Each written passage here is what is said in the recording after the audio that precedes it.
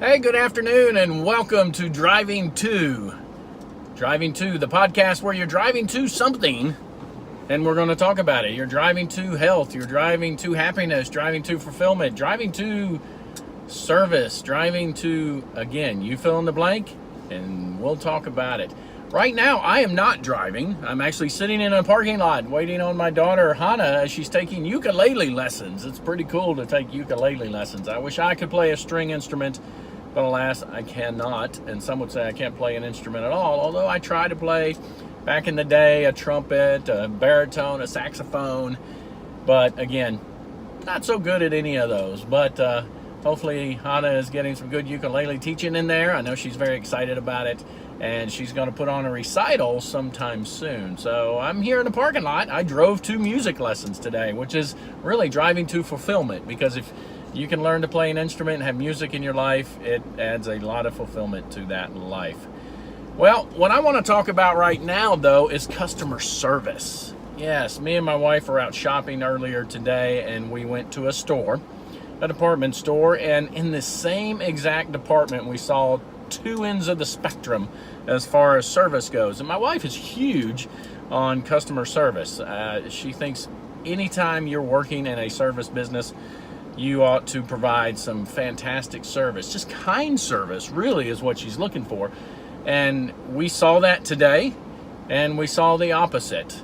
And what was funny was the opposite part of that, the poor service, wasn't actually to us. It was a supervisor to an associate. We were standing in line at the register, and obviously there were some issues going on with the register. We later found out it was a new system that had been just put into this store. It was like a 2-day-old system, so the people at the registers were trying to figure out how to do some stuff.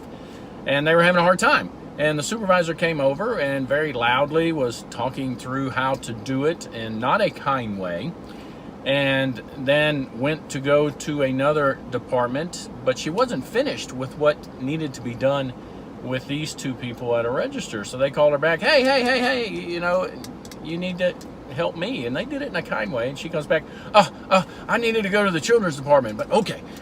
And then she's dealing again very harshly with the associate.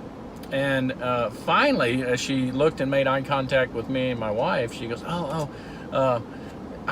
she turns to the associate, I'm sorry, I know this is new. And we thought she was referring to the associate, that the associate was new. Well, later on, we found out that the associate had been there 9 years. So they had some sort of relationship prior to this interaction. But whether they have a good relationship or bad relationship, it doesn't matter as far as personal relationship goes. In the supervisor-associate realm, the interaction should have gone better, and certainly in front of customers, because me and my wife weren't the only ones there. There was, 1, 2, 3 other customers in line, and it was just very, very harsh. And then she went away, started to walk away again, and the other associate that's had a problem called her back over, and again, she didn't deal with it well. So I challenge everybody that's a supervisor, please take care of your associates, because the associates are going to take care of the customers, and that's the impression we had of that business. Now, the good side of all this was a guy named Lazarus. Oh my gosh, he was fantastic. At the same register booth, there's 2 registers there, and he took care of us. And I won't say he was a superstar on the system or was a superstar on how to do things and product knowledge or anything like that, but he was definitely a superstar in the kindness and friendliness area, and that's all we wanted. He talked us through the issues that we were having with a return that we needed. He was very kind and didn't get frustrated with it. Then he rang up our stuff. He engaged us in conversation. It was just very, very, very nice situation. Then we walked away and actually found something else we wanted to buy and came back and had to deal with him again. And I say had to deal with him, had a pleasure of dealing with him, got to deal with him again, because he was even more friendly that time, and again engaged with us. He told us that he was from Uganda, by the way of Belgium. He was born in Uganda, grew up in Belgium, then somehow made it to Savannah, Georgia. Of course, then my wife said, well, I'm from Ethiopia, and they started talking, and then I said, I'm from Georgia, But it was a great conversation and totally turned around our feeling on how the whole experience at this store went. So just a point of fact, if you're kind, you can get away with so much more. You don't have to know everything. You don't have to be the best at anything, but if you're kind, people are going to appreciate that. And that's what I look for my associates. That's what I have to remind myself. In fact, I went home and found my book on the shelf called The Kindness Revolution. And I'm flipping through that. You see, I got some Post-it notes in there.